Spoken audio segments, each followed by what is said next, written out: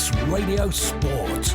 A very good evening and welcome to Friday Sport Preview on Manx Radio. I'm Rob Pritchard here with you until 6:30pm to take a look at the sporting action in store this weekend. Coming up tonight, Peel will be looking to hold on to a 6-point advantage at the top of the Canada Life Men's Premier League as part of another packed programme of Manx football fixtures tomorrow. In hockey, it's the grand finale of the mixed season this Saturday as the Mixed Cup finals take place in Douglas. And in rugby, Douglas face a tricky test to build on back-to-back wins in the Regional 2 Northwest tomorrow. Vagabonds Men's have a daunting task away in the Counties 3 ADM League, and 2 intra-club derbies await in the Manx Shield. That is all to come this evening.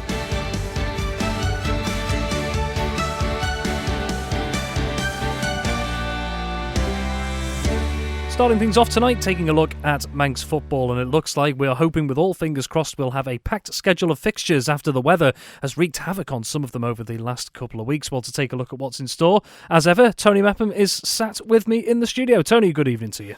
Good evening to you, Rob. We've had a good week with the weather, haven't we? So any problems that pitch has had, I think they'll all have cleared now, and hopefully nothing tonight, nothing tomorrow.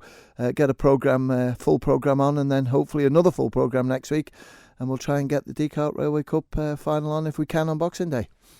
Let's wait and see. Let's hope. OK, let's take a look at Saturday and the Canada Life Men's Premier League. All games kicking off at 2 o'clock on Saturday with one exception, which we'll come to. So, Tony, Canada Life Men's Premier League, and the first up, the league leaders Peel, and they're hosting Ramsey. Yeah, watched Peel last week, and you can see why they're top of the table and they're comfortable at the moment with the points that they've got. Played really well. Interesting to see if Lee Gale plays. I haven't seen the FC Isle of Man squad yet, but there's no doubt about it. Him, Rhys Oates are up there, so there's going to be a lot of firepower, a lot of pace in there. Defensively, they looked solid. Peel, good goalkeeper as well in Tatey, so it looks really good for Peel at the moment. Ramsey sort of slipped off, but they had that good result against Douglas Royal, and if they can play like we know they can play and a full squad is out there, then certainly they can mix it with Peel. But I just think current form, I have to go for Peel to win. You mentioned Lee Gale there. He's not in the FC Isle of Man squad going to Barnoldswick Town this weekend. The FC Isle of Man squad travelling, incidentally, is over at manxradio.com if you wish to take a look. Well, let's move on. We have Ayr United and they're hosting Corinthians up north. Yeah, big battle, and one of the best games I saw last year was Ayr against Corinthians at Ayr United. Small pitch. I haven't seen the pitch this season if it's still the same size. But depending on who's available, I believe Johnny Shields going to be missing tomorrow. Sean Kelly, I think, is down to play. Jamie Callister will be there to keep things nice and tight at the back, but they're not looking as strong as they were last season, purely because there's quite a few players who aren't available at the moment for them. One or two aren't playing. Harry Weatherall, obviously Danny Oram's gone to Corinthians. But with Corinthians, they've still got Adam Killier out suspended. So Jake Corrin will be in, and Jake's a super goalkeeper, one of the rising stars in that position on the Isle of Man. And if they can sort of have a strong defence in front of him, Chrissy Cannell will wait and see if he starts. Darren Kane will probably miss this one through suspension as well. I haven't seen if Phil Kelly's been included in the FC Isle of Man squad. He has, so that sort of takes a little bit of quality away from the defence. But when you look at the players around them, you've got Josh Ryden, who's been playing really well. You've got Jay Chatwood in front of goal. Ryan Gartland as well looked really good. Tom Callister as well. I just think Corinthians might just edge it, but it's depending on the squad that Ayr have got out tomorrow afternoon. Well, next up, there's a couple of teams battling away towards the bottom of the table where points are at a premium. This game could be one of them, St George's at home to Douglas Royal. Yeah, it could be, and again, Rob, it just depends what sort of squad Johnny Myers has got available at St George's, because we know there's one or two players who've come back into the squad, and I know sort of Johnny's looking over his shoulder a little bit thinking, are we going to get relegated this season? When you look at where they've been over the last sort of 15 years, that top number one position has been a permanent imprint on their league table position, but at the moment they're in the wrong side of the league. Next to the bottom, and against Douglas Royal could be a tough afternoon. Douglas Royal have got good young players in there. Michael Fitzmaurice will be hoping that his squad is strong with everyone being available. If they are, I think Royal have got a great chance of winning it, but I'm just going to sneak it to St George's. I think the one or two players that possibly going to play tomorrow will be the difference. We've talked about one game in the West this weekend. There's another game in the West as well. St John's, who are in the mix, hoping for a Railway Cup position. They'll be hosting Douglas High School Old Boys. Yeah, and I think even though they've got Dean Leeses out injured, I think Callum Taggart's out as well. They still should be strong enough to beat Douglas High School Old Boys. But Old Boys have already proved this season, again, when they're full strength, they can score goals. Robbie Ward will be in there and hoping that everyone is fit. Martin King hopefully will be at the back, and Sam Halliday in sticks. With those three in, you've got the basis of a really good spine going through that middle, but it's just how they can control the rest of St John's team. And when I watched them against Corinthians, Rob, I have to say they're well organised, they're well drilled, they look fit, they're up for it. They want this Railway Cup spot, and most importantly, they want to win the league. So that's the difference I think it'll be tomorrow afternoon when they play against Old Boys, and I see them taking maximum points. Still plenty of time in the season for things to possibly change up at the Absolutely. top and bottom of the table. Well, talk about towards the top of the table. High-flying Union Mills in second at the moment. They're going to be hosting Onchan this weekend. Yeah, they are high-flying, and I'm not saying panic setting in, but they've not been in this sort of position before. They've never been in the Dcart Railway Cup semi-finals. So Paul Guyver's team will be hoping to correct that one. And if they could win tomorrow, then they've got a rearranged game in 7 days' time, 8 days' time against Corinthians. Then that's them home and hosed and done and dusted. So we wish them well on that. They've been amazing this season so far. We know how strong they are up front. Defensively now, with everyone coming back in, they're looking strong. I'm going to go for Union Mills to beat a young side of Onchan.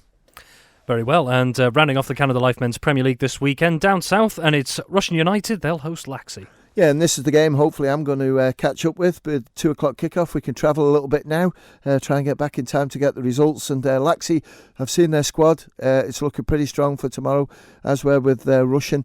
They'll be hoping that 1 or 2 sort of players that have been missing will be available for Nick Robinson to select from. Russian are in that tricky position as well, down towards the bottom half, but I don't see them getting involved in the relegation at the end of the season. Great battle this one, but unfortunately Russian, and please let me have a cup of tea tomorrow afternoon and play safe. I just see Laxey winning this one. I think the squad that they've got tomorrow is too strong.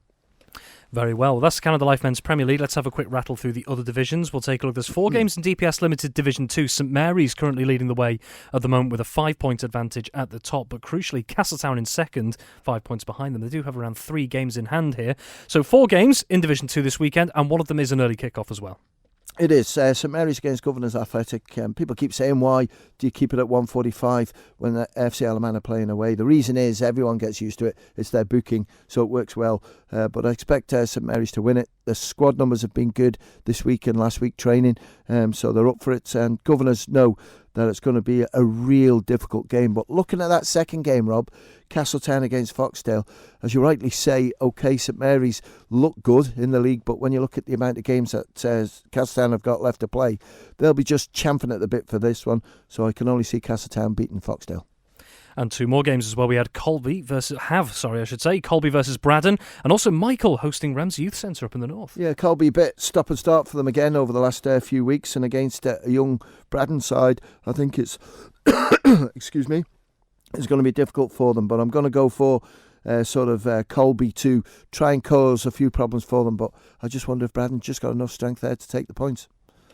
And Michael versus Ramsey Youth Centre. Michael having an excellent season at the moment, looking to catch Castletown and St Mary's. Do you believe they can do it ahead of the change of the year, I guess? Possibly, because I watched them against St Mary's, and even though they got, I wouldn't say a lucky goal, but a goal towards the end, the points were shared, and they look strong, Rob. They really do look strong, and I think they can stay involved. But Ramsey Youth Centre, again, are getting stronger as the season's gone on. But I think Michael will win the game. I think they're good enough. As ever, we'll wait and see. Let's take a look in the combination leagues then, and we've got 4 games in Canada Life Combi 1. Yeah, I'll rattle through these. And Onchan against Laxey. Onchan, hopefully you'll have everyone available, so I'll go for Onchan to win. Marown against Douglas High School Old Boys, I go for Marown. Ramsey against St John's. St John's have proved that even though they played Div 2 Combi last year, they're strong in this league, and if there's a slip up by Russian or Peel, that St John's are nicely poised, so I'll go for them to win. And Corinthians against Peel. Good battle recently by both teams in games. I think Peel are just strong enough to win it. Very well, and rounding off Saturday, we have 4 games in DPS Limited, Combination 2. Yeah, Braddon against Colby, I'll go for Braddon to win there. Foxdale against Castletown, I have to go for the home side, Foxdale. Maloo, against Pulrose. These 2 sides don't have first teams, so they're pretty strong in this league, but I'll go for Maloo to win. And Ramsey Youth Centre against Michael. 2 very good sides in this combination too, but I'm going to go for Ramsey Youth Centre just to win it. Very well, those are your football fixtures for Saturday. There are 3 on Sunday. We'll turn to the Canada Life Women's Football. 2 games there, both taking place at the Bowl. And it's Onken against Malou. This one's 2:10 kickoff, and again, Onken should win it. I know they've got one or two sort of injuries. I was impressed with Malou recently when I watched them, so it's going to be a close game, but I'll just go for Onken to win it. And Corinthians against Castletown. When you look at the league tables don't lie, and let's hope Castletown can get enough players out there. A few injuries for them as well, but Corinthians should have enough, and I'll go for them to win. Very well, and last but certainly not least, we've got one game in the Masters Football over at Douglas Royal on Sunday. Yeah, it's always a good battle between these two. Very passionate in this Masters League. It's been a good league so far this season, Rob, with Ayr United up there as well. But these two are really good sides. Peel always are strong in this one, and it's 2 o'clock kickoff at Douglas Royal. And Douglas Royal, I just think, are going to see the team that everyone's tipping them or Ayr to win it, and that's Peel, and that's why I go for Peel to win.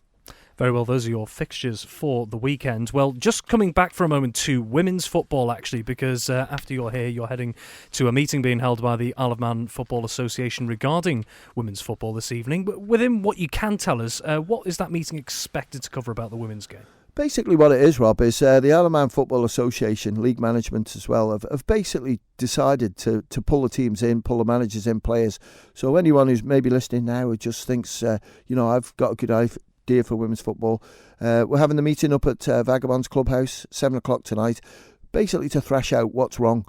Because there's something wrong, with the Three Lions winning the Euros. You're just expected to sort of march on this one, but it's probably the worst it's been for a long time, right the way through. And I'm not talking about just the sides that are battling towards the bottom, the top sides as well. And there's something wrong, and there's a lack of numbers being coming to the island training. We accept they work on small squad numbers, Rob, so people can be injured, but we just need a little bit of a think, I think, to see what's going on, and hopefully tonight will be ideal to try and sort one or two issues out. Well, hopefully plenty of clarity can be provided this evening. Tony, thank you very much. I'll be catching up with you tomorrow. And just a brief mention for FC Isle of Man. They're away in the NWCFL Premier Division tomorrow against Barnoldswick Town. We have an extended interview with interim manager Paul Jones over at manxradio.com, and myself, Tony, and Paul Moran will be discussing it more tomorrow on Saturday Live as well. Please tune in for that one. Well, Tony, thank you very much, and hope all goes well with this evening's meeting regarding women's football on the Isle of Man. Okay, so we turn to hockey now, and it's the grand finale of the mixed hockey season taking place this Saturday with Mixed Cup Finals Day at the NSC. 3 pieces of silverware are up for grabs: the Mixed Plate, Mixed Cup and Mixed Bowl. I spoke to Ben Cunningham once again to get his views on how this big day of hockey could pan out. So this weekend sees the big finale to the mixed hockey season. We have already concluded the leagues, and now we move into the Mixed Cup Finals Day this Saturday. 3 games taking place: the Mixed Bowl, the Mixed Cup and Mixed Plate. Let's start with the early pushback at 11:05, and that is the Mixed Bowl final, and that is between Ramsey Ravens and Bacchus Colts. This one I think will be really close. I mean, I think this one might really go to flicks. This one really is hard to decide on who could really stand out and be a winner on it. Bacchus Colts in Division 3, Ramsey Ravens Division 2, but Ramsey Ravens were runners-up in Division 2. Bacchus Colts did take the title of Division 3.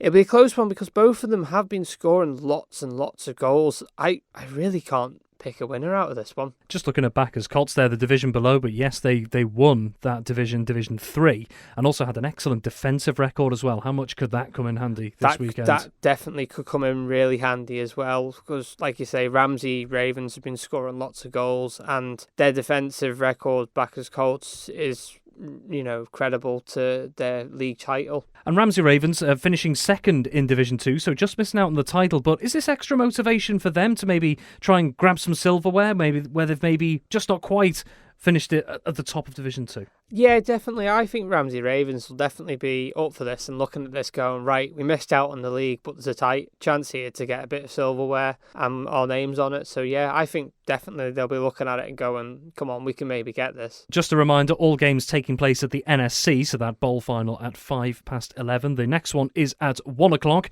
and it's the third meeting of the season between the two big rivals in the Mixed Premier League, Vikings A and Bacchus A in the Cup final. and it's currently 2-0 to backers at the minute. Of course, they beat them 6-0 the first time they met, and then last week they won 3-1. This game will have everything. It'll have blood, sweat and tears. It'll have everything. I just can't really say how much this game is going to be really close. But then backers, you probably think they've got the 2 wins over them. They could do the third. But then Vikings will be looking at this going, okay, they got us in the league, but then why can't we get them in the cup? So who knows? We'll see what happens, but it's going to be a close one. But I think backers might just edge it. It's always a great contest when these two teams meet. For Vikings, like you've mentioned, they've lost twice to backers A this season in the league. Mentally, how do they get past that? Because it was quite a sound defeat first time, but they closed the gap in that second one. Much closer game second time around. What do they need to do you think, to maybe get it over the line this time? I think it's just more keep backers out of the shooting area, basically, because backers, as soon as they're in the D, they're on and bang, it's a goal. And I think every team in the Premier League has found that out this year, and they've been really clinical. So I think just defensively for Vikings, they need to just keep it tight and just keep backers out. Well, rounding off the Mixed Cup Finals day is at 3 o'clock at the NSC. It's the Mixed Plate Final, and that sees Castletown Southerners taking on Harlequins A. This one, I think, will be really close. I mean, Harlequins have beaten Castletown twice, but Castletown did Harlequins a favour last week and beat Falkirk C to help Harlequins clinch the Division 1 title. So I think Castletown's tails will definitely be up, and they'll definitely be looking at this going, I think we could probably get this. But then I know Harlequins have been training hard and preparing hard for this. It'll be a close one, this one. I think this one might come down to just one goal, or it might even go to flicks, just like the bowl final, but we'll wait and see. What are the strengths of the two sides in particular, both Harlequins and Castletown Southerners side going into this? For Harlequins, I'd say their shooting up front has been good. They've been scoring plenty of goals, but then they've been conceding a lot in defence. The positives for them really is, they can score, but then the negative, maybe they just need to look more defensive-wise. For Castletown, I'd say passing the ball around, they've been really clinical. I mean, I umpired them last week against Falkirk C,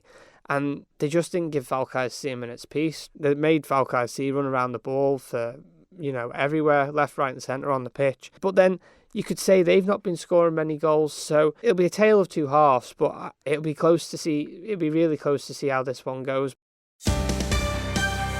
Manx Radio Sport. Well, rounding things off tonight, a rejuvenated Douglas will be hoping to build on back-to-back victories in the Regional 2 North West when they travel for their latest fixture in the league tomorrow in Manx Rugby.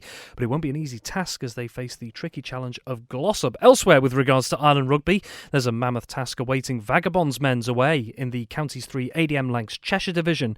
And also domestically, 2 intra-club derbies are in store in the Ravenscroft Manx Shield. Casting an eye over what's to come this weekend, as ever, is Dave Christian. Start at the top of the tree, I think, Robert's normal. Douglas against Glossop. Douglas have had back-to-back wins. They will want to consolidate their position. They're currently in 9th, won 3 games from 11. I'm not certain, though, that Glossop is going to be the place for them to go to pick up a 3rd win on the trot. They've got a fair team going away to Glossop. Glossop are in 6th place in the standings. They've won 6th from 11, but Glossop have won at Portashee already this season. Glossop won 33-25 at Portashee back in September, and they'll probably just have the edge on Douglas. Douglas don't name pretty strong team. Simon Hoddernot's in there, and always good to see his name on the sheet, but changes to the front row and changes are things that destabilise the team. Dave Sherwin and Owen Carvin coming into the front row, and skipper Rob Todd goes into the 2nd row. Blake Snell comes in at number 8. He's replacing Neil Killier from last week. Backline pretty much as it was last week. Guy Wood's going to come in at fullback. Harry Hewson's at the wing. Bradley Bomar, the new boy, comes in. I think this is his 2nd or his 3rd start. Sam McCord on one wing. McCord, one of those players who can play just about anywhere. They've got the players there to do this job, but Glossop's a gnarly place. The ground gets very soft up there in the edge of the Peak District. Glossop's results are going to probably just give them the edge, and the form book suggests it will be a home win. Vagabonds face a big uphill task at New Brighton. New coach appointed this week at Fletcher. Franzi Gamishes comes in. Franzi was a long-term player, long-term member of the club up there at Vagabonds, and maybe just maybe behind the scenes he can get some changes going through that squad that will get them away from the bottom end of the table. They're 8 points adrift at the bottom from the nearest rivals, Port Sunlight. They face New Brighton tomorrow. New Brighton beat them 64-7 at Fletcher in October. So the writing on the wall isn't spelling a good message if you're a Vagabond supporter. That said, they don't have the worst defence in the league. That honour is currently with Port Sunlight, but they have a very, very blunt attack. They've only managed 66 points in 9 games, and that lack of penetration is certainly something that I think Franzi will be working on once he gets to grips with his coaching role. No team news from Vagabonds as yet this weekend, but they've got a fair mixture of youth and experience. Will Taylor and Cole Donnelly are a couple of the young guys there, and the experienced players, Matt Rockwell, Paul Howard, Ross Pullman, all there, Mark Oldfield as well in the mix. Those players mixing with the new guys does take time, but will eventually lead to improvement if they can just weather the storm on a temporary basis. I don't see them getting anything at New Brighton. If I'm honest, New Brighton look like genuine championship contenders. Domestically, we had 3 games on the card, but sadly we've lost Castletown against Western Vikings. Castletown still struggling a little bit to get a side out, even though the RFU game on principles can apply. You can play with 10 men or more. Castletown not able to make the 10 men mark this weekend. They've conceded that fixture. That leaves us with the 2 intra-club games, Emerging Nomads and Southern Nomads, Ramsey against Ramsey B, the Whites versus the Greens, and the Reds versus the Blues. I was at the last Ramsey one, and I will be at Ramsey tomorrow as well for Saturday Live. It's a 1 o'clock kickoff at the Muirach Park, and the last game was an absolute belter. You couldn't ask for more commitment from the players. I'm hoping for a little bit more of that tomorrow at the Muirach Park. Emerging Nomads and Southern Nomads, again down there. I've not seen any team news from Nomads yet, the Whites and the Greens. The Greens are probably, you'd designate them as a first team, but in reality, the Whites have been going a little bit better. They're unbeaten so far this season and have a game in hand which could see them go top of the Ravenscroft Manx Shield standings. The game down there, as far as I'm aware, at least at Southern Nomads, that's a 2:15 kickoff. Manx Radio Sport. That's all for this evening on Friday Sport Preview. Many thanks once again to my guests this week, Tony Mepham, Ben Cunningham and Dave Christian. All that's left for me to say is have a wonderful Friday evening, whatever you're doing, and have yourself a wonderful weekend as well. So until next time, it's bye for now.